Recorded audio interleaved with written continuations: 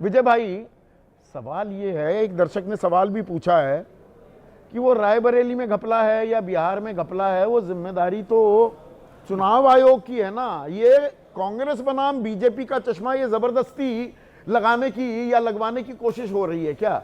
दोनों जगह गलती या जिम्मेदारी तो चुनाव आयोग की है। बिल्कुल, जिस तरह से संदीप भाई जो आया है उसमें तो ऐसे लग रहा है कि सारे कुएं में भांग पड़ी है। हाँ। और चुनाव आयोग उसको देख रहा है। हाँ। अब दरअसल क्या है कि जैसे वो कहावत होती है ना कि शीशे के घरों में रहने वाले पत्थर नहीं फेंका करते।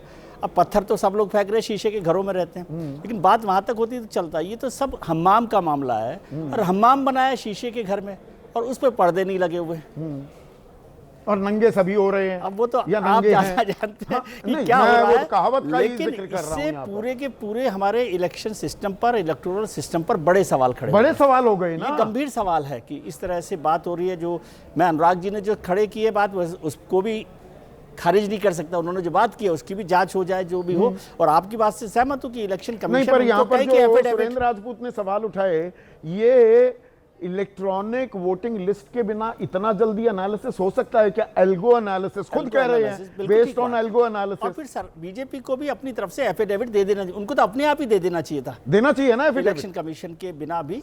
लेकिन ये बड़ा गंभीर मसला हो गया और अभी तो सुप्रीम कोर्ट में चल रहा है। तो मुझे लगता है जब कल इस पर बहस होगी तो ये सब मामला भी सामने आएगा ही कि किस तरह नहीं। और से ये बात चुनाव बहिष्कार से मैंने सवाल किया था, यहाँ पर तो सुरेंद्र राजपूत कह रहे हैं कर दो संसद भंग। कांग्रेस अब तो अब यहां तक आ गई, भंग कर दो, एक बार और चुनाव हो जाए। भाई चुनाव बहिष्कार कोई लोकतंत्र का सही तरीका नहीं है। चुनाव बहिष्कार क्यों करना है? इस लड़ाई को ये जो पवन वर्मा ने कहा कि हमारा हक है, हम क्यों लड़ाई लड़ना है? लेकिन इस तरह से क्या हो रहा है, मैं एक गंभीर बात आपको कह रहा हूं कि हम पूरे इलेक्टोरल सिस्टम पर सवाल खड़ा कर रहे हैं। और जो आम आदमी है जिसे इसमें भरोसा है कि वो वोट इसलिए देता है, आप तो रोज कहते हैं कि आप वोट देंगे, सरकार आपकी है, और यहाँ तो इतना वो कर दिया, आपने रायता फैला दिया कि समझ नहीं आ रहा है कि क्या हो रहा है। ये देश के लिए खतरनाक है, ये देश के लिए खतरनाक है। और समझिए, मतलब मैं इसको जोड़ नहीं रहा, लेकिन आप बांग्लादेश के चुनाव से हाल देखिए। बांग्लादेश के चुनाव में जिस तरह से पिछली सरकार के चुनाव को डिस्क्रेडिट हुआ था, बिल्कुल उसका असर आप देख रहे हैं, किसने डिस्क्रेडिट किया, किसने नहीं किया। और यहाँ पर भी अगर इसी तरह से सारे सवाल खड़े होंगे तो बहुत बड़ा संकट खड़ा हो सकता है।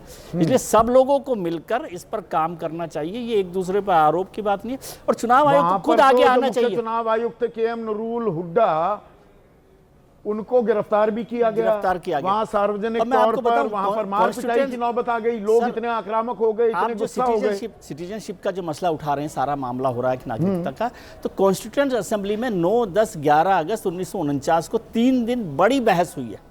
आर्टिकल 5 से लेकर आर्टिकल 11 तक जो कॉन्स्टिट्यूशन में जो सिटीजनशिप को तय करता है, और उसमें बहुत सारी चीज़ें साफ साफ है। उसको इलेक्शन कमीशन भी पढ़े, मेरे ख्याल से तो पढ़ा ही होगा तो साफ हो जाएगा, जिसमें कहा गया कि भाई भारत में पैदा होने वाला, उसके माता पिता का, और किस तरह से नागरिकता की बात की गई है, रिलीजन को लेकर, माइग्रेशन को लेकर। तो उससे नहीं, अब सुप्रीम कोर्ट में चुनाव आयोग कह रहा है वो 2003 की मतदाता सूची में जो लोग थे उनके नाम रहेंगे, और उनके जो बच्चे हैं वो अपना संबंध दिखा दें।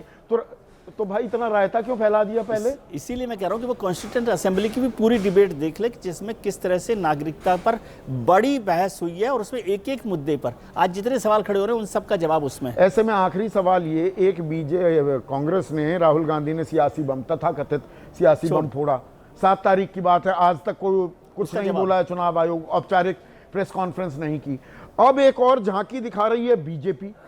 राहुल कह रहे हैं पिक्चर बाकी, तो ये आरोपों में ही आगे चलते रहेंगे। उससे तो और ह्रास हो रहा है, सत्यानाश हो रहा है हमारी चुनावी प्रक्रिया का, हमारे लोकतांत्रिक ढांचे का। बिल्कुल ठीक आप कह रहे हैं, वही मैं कह रहा हूं कि पूरे चुनावी प्रक्रिया का ढांचे का हो रहा है। और इससे इलेक्शन कमीशन ही तो सवालों के घेरे में आ रहा है ना, तो उन्हें अपनी प्रतिष्ठा के लिए खुद सामने आकर ये बीजेपी के प्रभाव से चुनाव आयोग को एक प्रेस कॉन्फ्रेंस करनी चाहिए। लेकिन वो करते हैं क्या?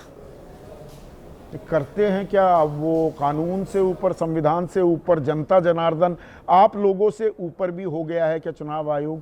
ये अपने आप में सवाल है, क्योंकि यहाँ पर दोनों तरफ से सवालों की बौछार शुरू हो गई है, और इसमें छींटे किस पर लग रहे हैं?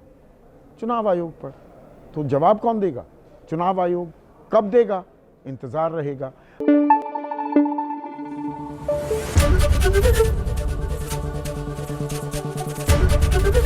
एबीपी न्यूज आपको रखे आगे।